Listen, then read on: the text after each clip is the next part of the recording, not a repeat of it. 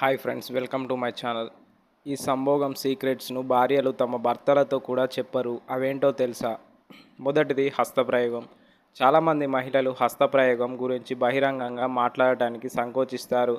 దీనికి ప్రధాన కారణం సమాజంలో ఉన్న అపోహలు, సిగ్గు మరియు ఇతరులు ఏమనుకుంటారో అనే భయం. కానీ వైద్య నిపుణుల ప్రకారం పరిమితిలో చేసే హస్తప్రయోగం అనేది సాధారణమైన లైంగిక ప్రవర్తనలో భాగమే. కొంతమంది మహిళలు తమ శరీరం ఎలా స్పందిస్తుందో, ఏ స్పర్శ వారికి సౌకర్యంగా అనిపిస్తుందో తెలుసుకోవడానికి హస్తప్రయోగాన్ని ఉపయోగిస్తారు.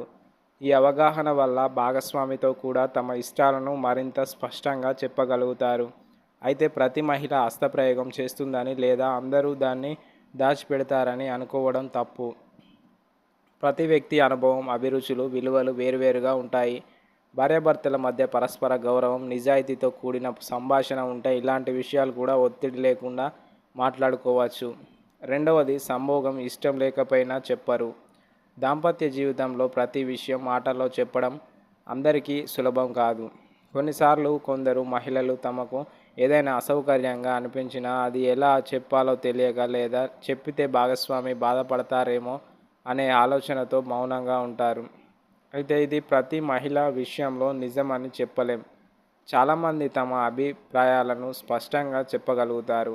కానీ కొందరికి చిన్నప్పటి నుంచి వచ్చిన సంకోచం, సమాజంలో ఉన్న అభిప్రాయాలు లేదా కమ్యూనికేషన్ లోపం కారణంగా తమ భావాలను వ్యక్తం చేయడం కష్టంగా అనిపించవచ్చు.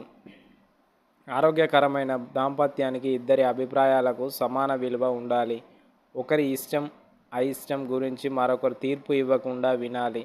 నీకు ఎలా సౌకర్యంగా ఉంటుంది, ఏమైనా అసౌకర్యంగా అనిపిస్తే చెప్పు వంటి ప్రశ్నలు పరస్పర నమ్మకాన్ని పెంచుతాయి. ఒకరి మౌనాన్ని అంగీకారంగా భావించడం సరైనది కాదు. దాంపత్యంలో పరస్పర అంగీకారం, స్పష్టమైన సంభాషణ, ఒకరి భావాలను మరొకరు గౌరవించడం చాలా ముఖ్యమైనవి. నిజమైన సంతోషం ఇద్దరు స్వేచ్ఛగా తమ భావాలను పంచుకోగలిగినప్పుడే వస్తుంది. అందుకే బలమైన బంధం అంటే రహస్యాలు దాచుకోవడం కాదు, ఒకరితో ఒకరు నిజాయితీగా మాట్లాడుకునే వాతావరణాన్ని నిర్మించుకోవడం. మూడవది, ఎక్స్తో సంభోగం గురించి. చాలామంది తమ గత సంబంధాల గురించి పూర్తిగా మాట్లాడటానికి సంకోచిస్తారు. ఇది కేవలం మహిళలకే కాదు, పురుషులకు కూడా వర్తిస్తుంది. కారణం ఒకటే కాదు. కొందరు గతాన్ని మళ్ళీ గుర్తు చేసుకోవాలని అనుకోరు. మరికొందరు తమ భాగస్వామి బాధపడతారేమో లేదా అనవసరమైన అపార్థాలు ఏర్పడతాయేమో అని భావిస్తారు. గతంలో ఎవరితోనైనా ప్రేమలో ఉండటం లేదా సన్నిహిత సంబంధం ఉండటం అనేది ఒక వ్యక్తి జీవితంలో జరిగిన అనుభవం మాత్రమే. అది ప్రస్తుతం ఉన్న దాంపత్య జీవితాన్ని తప్పనిసరిగా ప్రభావితం చేస్తుందని చెప్పలేం. ముఖ్యమైన విషయం ఏమిటంటే ప్రస్తుతం ఇద్దరి మధ్య ఉన్న నమ్మకం, గౌరవం, నిజాయితీ. కొంతమంది భాగస్వాముల గతం గురించి ఎక్కువగా తెలుసుకోవాలని కోరుకుంటారు. మరికొందరు గతం గతమే అని భావనతో ముందుకు సాగాలని ఇష్టపడతారు. ఈ రెండు విధానాల్లో ఏది తప్పు కాదు. ఇద్దరికి సౌకర్యంగా అనిపించే విధంగా పరస్పరం మాట్లాడుకొని నిర్ణయం తీసుకోవడం ఉత్తమ మార్గం. ఆరోగ్యకరమైన దాంపత్య జీవితంలో ఒకరి గతాన్ని తీర్పు ఇవ్వడం కంటే ప్రస్తుతం ఒకరినొకరు అర్థం చేసుకోవడం, గౌరవించడం, విశ్వసించడం చాలా ముఖ్యమైనవి. బలమైన బంధానికి పునాది గతం కాదు, ప్రస్తుతం ఇద్దరు కలిసి నిర్మించుకునే నమ్మకం మరియు అనుబంధం. నాలుగవది, సంభోగంలో క్లైమాక్స్కు తృప్తి. దాంపత్యం జీవితానికి సంబంధించిన విషయాల్లో ఎక్కువగా అపార్థానికి గురయ్యే అంశాల్లో ఒకటి క్లైమాక్స్ తృప్తి. చాలామంది ప్రతిసారి ఇద్దరు ఒకే విధంగా అనుభూతి చెందాలని అనుకుంటారు. కానీ వాస్తవానికి ప్రతి వ్యక్తి శరీరం, భావోద్వేగాలు స్పందించే విధానం వేరువేరుగా ఉంటాయి. కొంతమంది మహిళలు తమకు పూర్తిగా తృప్తిగా అనిపించకపోయినా భాగస్వామి మనస్తాపానికి గురి కాకూడదని ఉద్దేశంతో వెంటనే చెప్పకపోవచ్చు. అయితే ఇది ప్రతి మహిళకు వర్తిస్తుంది అని చెప్పడం సరైంది కాదు. చాలామంది తమ అవసరాలు, అభిరుచులు, అనుభూతులను భాగస్వామితో స్పష్టంగా పంచుకుంటారు. నిపుణులు చెప్పే ముఖ్యమైన విషయం ఏమిటంటే దాంపత్య సంతృప్తి అనేది కేవలం క్లైమాక్స్ పైన ఆధారపడదు. పరస్పర ప్రేమ, ఆప్యాయత, భావోద్వేగ అనుబంధం, ఒకరిని ఒకరు అర్థం చేసుకోవడం, గౌరవించడం కూడా అంతే ముఖ్యమైనవి. అందుకే భాగస్వామితో ప్రశాంతంగా మాట్లాడుకోవడం, ఒకరికి ఒకరు ఏది సౌకర్యంగా ఉంటుందో తెలుసుకోవడం, ఎలాంటి ఒత్తిడి లేకుండా పరస్పర అంగీకారంతో ముందుకు సాగడం ఆరోగ్యకరమైన దాంపత్యానికి మంచి పునాది అవుతుంది. గుర్తుంచుకోండి, ప్రతి వ్యక్తి అనుభవం భిన్నంగా ఉంటుంది. ఇతరులతో పోల్చుకోవడం కంటే మీ ఇద్దరి మధ్య ఉన్న నమ్మకం, సంభాషణ, పరస్పర గౌరవమే నిజమైన సంతృప్తికి దారి తీస్తాయి. ఐదవది సంభోగం డ్రైవ్. సంభోగం డ్రైవ్ లేదా లైంగిక ఆసక్తి ప్రతి వ్యక్తిలో ఒకేలా ఉండదు. ఇది పూర్తిగా సహజమైన విషయం. కొందరిలో ఎక్కువగా ఉండవచ్చు, మరికొందరిలో తక్కువగా ఉండవచ్చు. ఇందులో సరైనది తప్పు అనేది ఉండదు.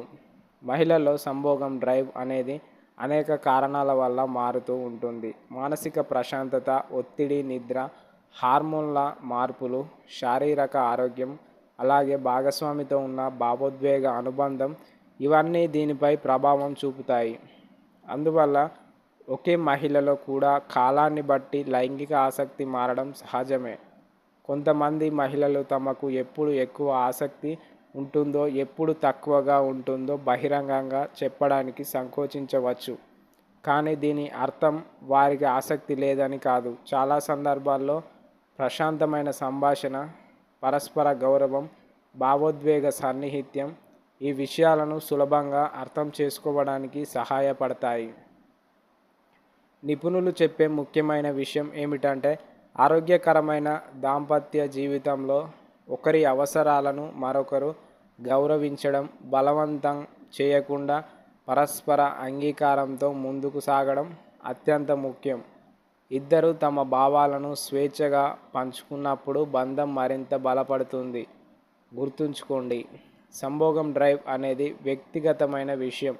దానిని ఇతరులతో పోల్చుకోవాల్సిన అవసరం లేదు. మీ ఇద్దరి మధ్య పరస్పర అవగాహన, గౌరవం, నిజాయితీతో కూడిన సంభాషణే సంతోషకరమైన దాంపత్య జీవితానికి అసలైన బలం.